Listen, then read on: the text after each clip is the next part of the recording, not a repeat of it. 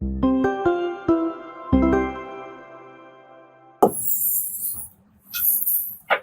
मेरे पास एक बीकर के अंदर पानी भरा हुआ है, एक बीकर के अंदर क्या भरा हुआ है? पानी। पूरा ही भर देते हैं पानी से।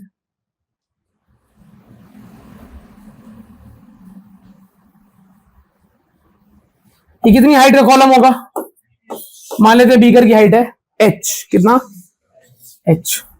तो इस पॉइंट पर, यहां मैंने पॉइंट मान लिया a, सबसे बॉटम पे पॉइंट मान लिया a, और मुझे निकालना है इस h हाइट के पानी के कॉलम का प्रेशर कितना है। तो मुझे पता तो चले कि ये जो h हाइट का कॉलम होता है ये कितना प्रेशर लगाता है। वो तो मुझे पता है, जितनी ज्यादा हाइट होगी उतना प्रेशर ज्यादा होगा, लेकिन h हाइट कितना प्रेशर लगाता है इसका कोई फॉर्मूला भी तो आएगा। निकालते हैं, देखो ध्यान से। ये है पॉइंट A,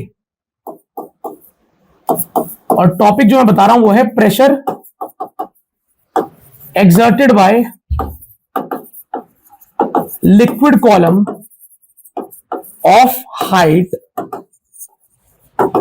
h। आपको छोटा टॉपिक समझ में आया? h हाइट का लिक्विड कॉलम कितना दबाव लगाएगा। करें चालू। अब मेरे को ऐसा लगता है कि मैंने अगर अपने सर पे किसी इंसान को बिठा रखा है तो जितना उसका वेट होगा उतना प्रेशर मेरे पे, उतना फोर्स मेरे पे लगेगा, और उस फोर्स को मैं अपने सिर के एरिया से डिवाइड करूंगा तो प्रेशर आ जाएगा। हाँ ना बोलो, अरे बोलो। तो भाई इस बीकर के बेस ने कितना लिक्विड उठा रखा है उसका वेट निकाल ले, लिक्विड का वेट निकाल ले। लिक्विड का वेट कैसे निकलेगा? वेट होता है mg, और वेट के लिए क्या चाहिए? मास। क्या चाहिए? नहीं आया। अच्छा, मैं इस पॉइंट को a ना मान के p मान रहा हूं क्योंकि मुझे एरिया को a मानना है।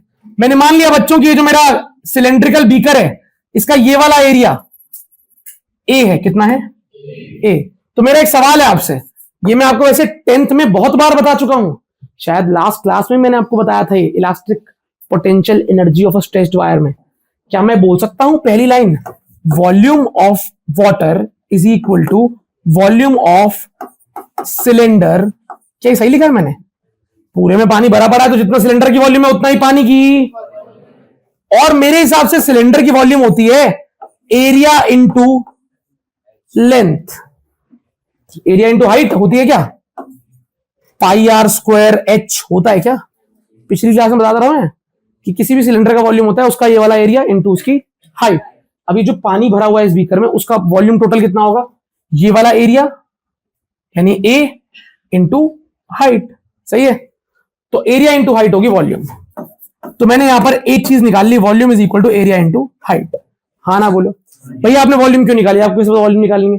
बालक मुझे ना मास निकालना था। क्या निकालना था?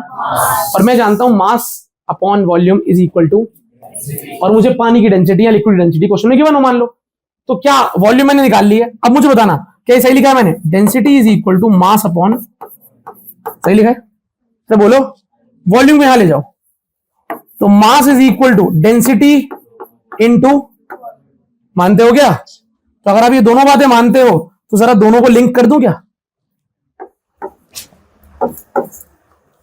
मास होता है डेंसिटी इंटू वॉल्यूम, और वॉल्यूम का फॉर्मूला क्या है? Area into. अभी भी समझ में नहीं आया ना? समझ, तुम ये वाला हिस्सा समझ गए और तुम ये वाला हिस्सा भी समझ गए? श्योर हो तुम? तो इन दोनों हिस्सों से अगर मैं मास निकालना चाहूं तो मैं मास के फॉर्मूले वॉल्यूम पुट कर सकता हूं ना। तो मास क्या बन जाएगा बताना? डेंसिटी इंटू वॉल्यूम की जगह इंटू, तुम ये बात सीख पा रहे हो क्या? क्या कर रहा हूं मैं? ये समझ में आ रहा है तुम्हें? मुझे निकालना था, मेरे ऊपर h हाइट का पानी का कॉलम है, मुझे उसका प्रेशर निकालना है।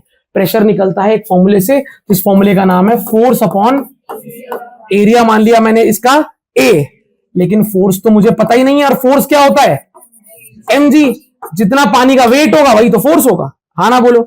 अब a पता है, g भी सबको पता है, लेकिन पानी का मास मुझे नहीं पता, तो मैंने मास तो निकाल लिया। नहीं समझे? मास निकालने के लिए पहले मैंने वॉल्यूम निकाला, क्योंकि मैं जानता था अगर वॉल्यूम निकल गया तो एक फॉर्मूला होता है मास is equal density into volume. चलो वॉल्यूम निकालते हैं पहले पानी का, उसको डेंसिटी से मल्टीप्लाई कर लेंगे, आ जाएगा मास। आया नहीं आया?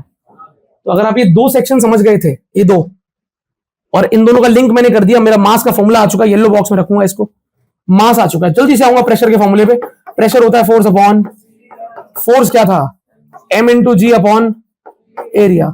मैंने m की वैल्यू पुट करनी थी, m मुझे मिल चुका है, वैल्यू पुट कर दो, बताओ।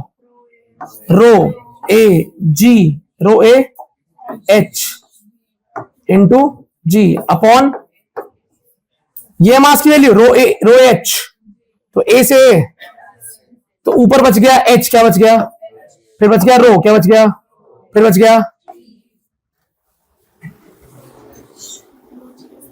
ठीक है। आप इसे रोजी एच बोले, मैं इसे एच रोजी बोलता हूं। क्या आ गया, एच रो, क्या है एच रोजी, एच रोजी प्रेशर, प्रेशर आ गया एच रो। यानी कि इसका अर्थ पता है क्या है, किसी भी लिक्विड जिसकी डेंसिटी है रो, किसी भी लिक्विड जिसकी डेंसिटी है, उस लिक्विड का एच हाइट का कॉलम आपके ऊपर कितना प्रेशर लगाएगा, एच रो जी। जहां पर एच है लिक्विड कॉलम की हाइट, रो है लिक्विड की, और जी है एक्सेलरेशन ड्यू टू ग्रेविटी की वैल्यू। तो यानी कि आपको कल को शहद दे दे और बोले शहद के एच हाइट के कॉलम का प्रेशर कितना लगता होगा, एच रो जी। शहद की डेंसिटी पुट कर दूंगा रो में, एच हाइट पता ही है क्वेश्चन में, जी से मल्टीप्लाई कर देंगे, हाँ ना बोलो। अब प्रेशर, जितना प्रेशर लिक्विड का कॉलम लगाता है उसका फॉर्मूले में हाइट आ रही है ना, मतलब जितनी ज्यादा बड़ी हाइट होगी, जितनी ज्यादा बड़ी हाइट होगी उतना प्रेशर, जितना ज्यादा डेंसिटी होगी, जितना गाढ़ा लिक्विड होगा उतना दबाव। सोचने की बात है। मैं आपसे बोलूं, एक लीटर एक मीटर की टेस्ट ट्यूब है, चौड़ी सी, चौड़ी, इतनी चौड़ी 1 मीटर की टेस्ट ट्यूब है, उसमें पानी भरा है, आपको सिर पे उठाना है, वर्सेस उसमें शहद भरा है, सिर पे उठाना है, किसे उठाना मुश्किल होगा, शहद का प्रेशर। क्यों, फॉर्मूले से बताओ। शहद की डेंसिटी, हाइट तो दोनों बार 1 मीटर ली मैंने, हाइट तो दोनों बार, लेकिन शहद की डेंसिटी, तो शहद का प्रेशर भी। Pressure depends upon 3 factors, height, rho और हाइट, जितना बड़ा कॉलम है, लंबा वर्टिकल लंबा कॉलम है, हाँ ना बोलो, रो डेंसिटी, और जी मतलब एक्सेलरेशन ड्यू टू, आया नहीं आया, श्योर।